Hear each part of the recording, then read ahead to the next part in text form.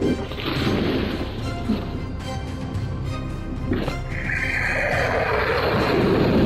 कोई James bond film नहीं बल्कि हकीकत है। ईरान की राजधानी तेहरान से दुनिया को चौंका देने वाला खुलासा हुआ है,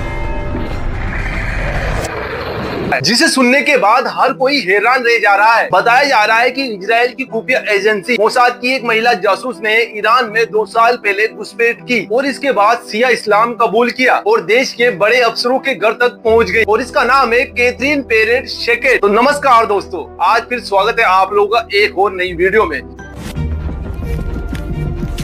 दोस्तों, अभी इजराइल और ईरान का युद्ध चल रहा है। सभी को पता है कि पूरी दुनिया में ईरान और इजराइल का भयंकर युद्ध चल रहा है, लेकिन इसी बीच एक ताजा खबर निकल कर आई है। तो आइए इस कहानी को हम गहराई से जानते हैं और रोजाना की तरह शुरू करते हैं इसे शुरू से शुरू।